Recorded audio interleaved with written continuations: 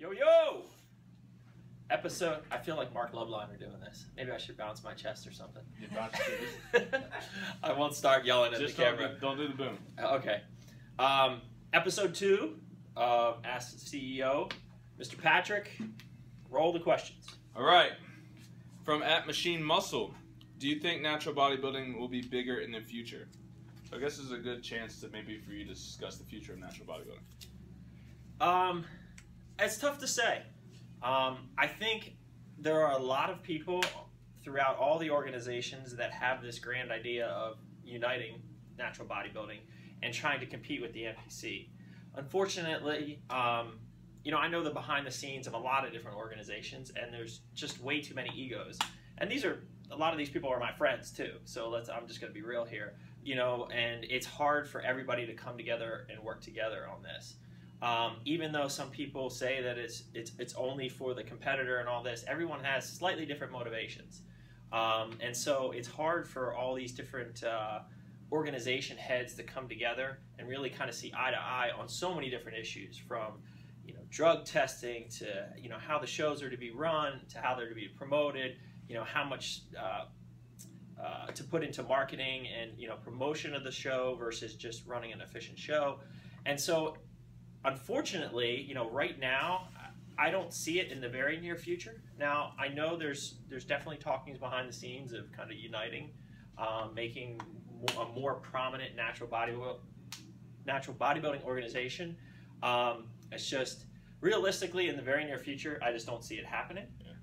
I don't think right now we'll ever be able to compete with the NPC. That being said, I don't think we should give up on trying to make a more unified, bigger natural bodybuilding. And I do think it's growing in general. It's just more splintered across all the different organizations. So I think everyone is starting to realize, everyone's starting to get into that healthy kick and realizing that natural bodybuilding is the way to go if you're interested in longevity. And so, I really think it is growing. I think if you look at participation across all these organizations, it's definitely increasing. It's just whether or not it's going to be able to compete with the NPC, who right now seems to have way more to offer in terms of kind of categories, promotion, kind of promoting their athletes and things like that. It's going to be tough to compete with them. So I don't know if that answered the question, but I'd like to say I'm optimistic that it can grow, but I don't think we're ever going to be able to compete with the NPC in terms of size and scope. And really getting the message out there, unless we can get all these different organization heads to come together and really unite and have one natural bodybuilding organization. I don't see that ever happening, but realistically, I think we could create at least one stronger presence, whether it's OCB and WWF getting together, or whatever, some of the bigger ones getting together. I think that would be a big step, but yeah. I don't know if it's going to happen. Yeah, I agree. Good. All right. @03.og, what supplements do you take year-round? Besides Tren and D-Ball. Yeah, come on, Drug Shaw. Get it together. So basically, I take a lot of supplements. Like, if one of these days, I think I've probably showed some videos of going over. There's a video of you. Of all the different pills. I mean, for general health, multivitamin, fish oil, vitamin C, B complex, vitamin D, that's on top of the multivitamin. I take a lot of joint health pills, so Core Flex. I'll take Celadrin on top of that. I'll add some USP Lab Cissus in there as well to get an extra dose of Cissus. Those are all kind of year-round supplements. I'll take something for prostate support now that I'm becoming an old man. I don't want to pee every 15 minutes, so I take a good New Chapter prostate support. And let me see what else. Coenzyme Q10. So those are the basics. And then in terms of kind of performance type stuff, creatine is year-round. 5 to 10 grams a day, every day. Don't cycle it, just take it year-round. Core ABC, year-round, for sure. Let's see what else. HMB, I take year-round. All the different proteins, from Core PWO post-workout to the meal replacement. I use as kind of my pre with some added carbs to it, to ISO pre-cardio, to the pro, which I use at nighttime. So all those different proteins, I use throughout the year.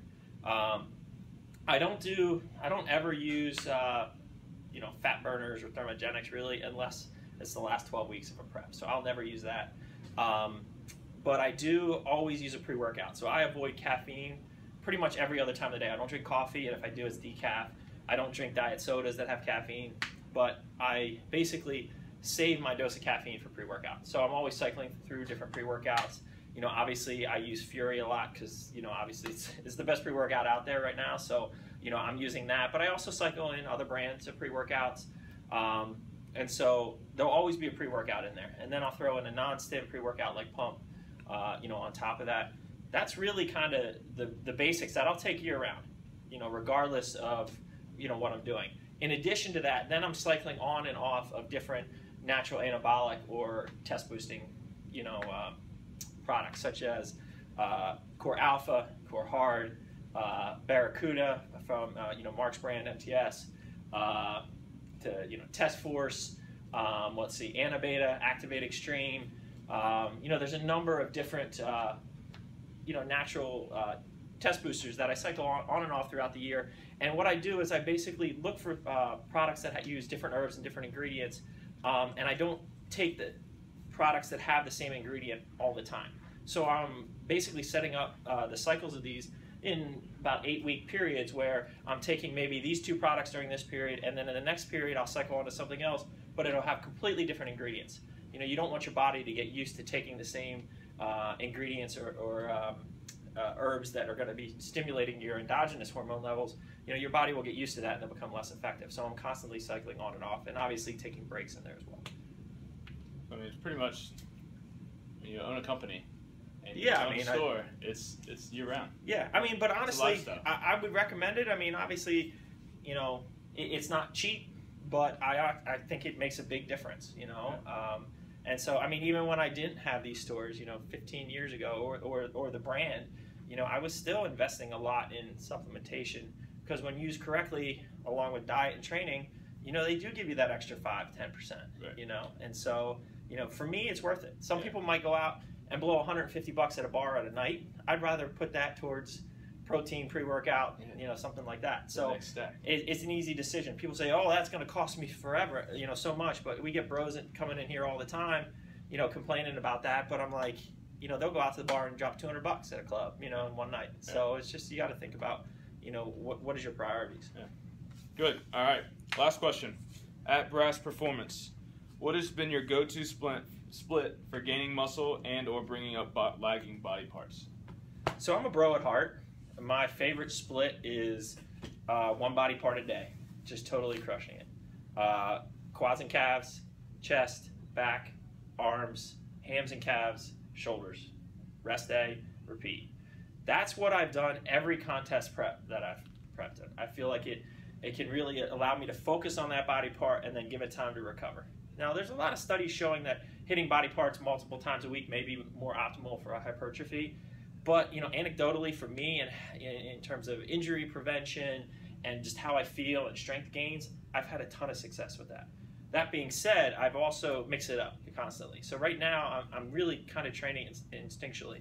So like if I don't feel like training a certain body part on a day, I don't feel like I'm confined to just training that 1 body part. I'll mix it up. Maybe it's back day, but if something's not feeling right, I'll train shoulders. But in general, that has been my go-to split. I also like, upper body, lower body split sometimes, just to mix it up.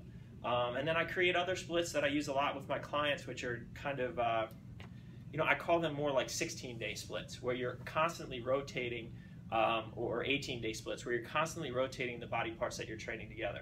So for example, during one little mini cycle, you might be training chest and back together, and then 4 days later, you might be training chest and tris. And then, 4 days later, you might be training chest and shoulders together. So constantly giving you that variety, and I think that's key. And so although I will always go back to kind of tend back to that 6-on, 1-off split where I've made a lot of gains, I'm constantly mixing it up. And I don't get confined by that. So, I don't feel like I have to train that way. I'm just constantly mixing it up and giving myself variety so that I don't get bored, really. Good. All right. Till next time, send in your questions. Peace.